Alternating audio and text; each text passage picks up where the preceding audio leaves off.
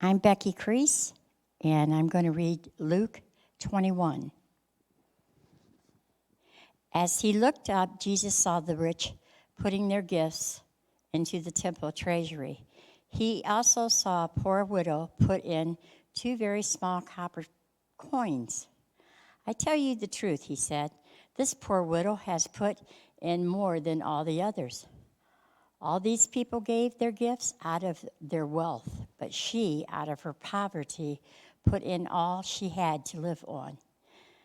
Some of the disciples were remarking about how the temple was adorned with beautiful stones and with gifts dedicated to God.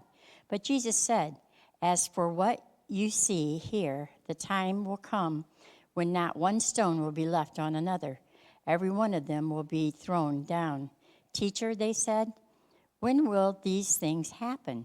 And what will be the sign that they are about to take place? He replied, watch out that you are not deceived, for many will come in my name, claiming, I am he, and the time is near. Do not follow them. When you hear of wars and revolutions, do not be frightened. These things must happen first, but the end will not come right away.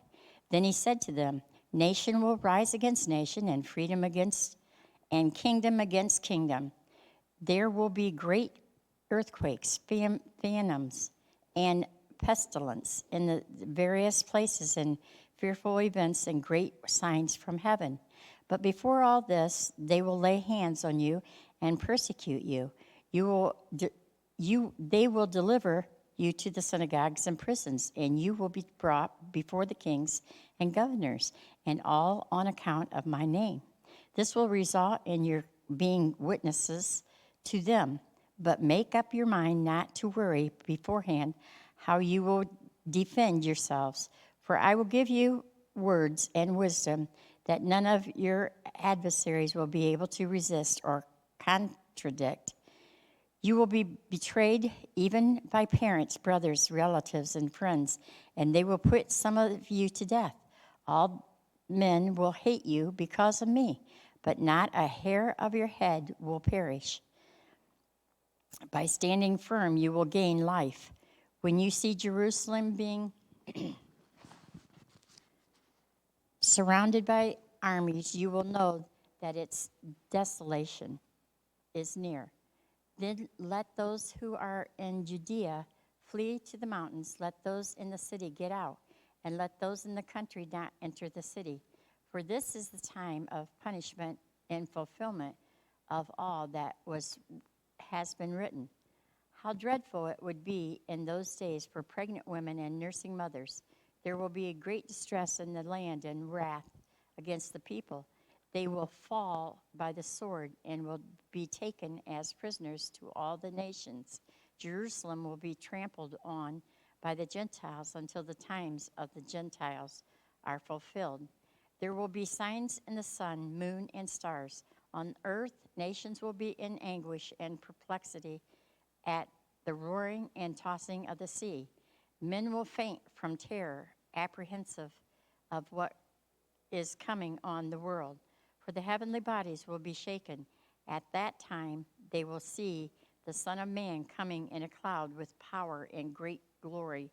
When these things begin to take place, stand up and lift up your heads, because your redemption is drawing near.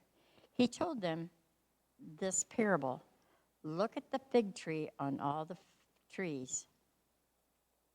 When they sprout leaves, you can see for yourselves and know that summer is near. Even so, when you see these things happening, you know that the kingdom of God is near. I tell you the truth. This generation will certainly not pass away until all these things have happened. Heaven and earth will pass away, but my words will never pass away. Be careful on your hearts, or your hearts will be weighed down with deception, drunkenness, and anxieties of life, and that day will close on you unexpectedly like a trap.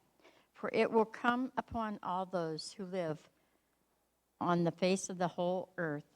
Be always on watch. and pray that you may be able to escape all that is about to happen, and that you may be able to stand before the Son of Man. Each day Jesus was teaching at the temple, and each evening he went out to spend the night on this hill called the Mount of Olives. And all the people came early in the morning to hear him at the temple.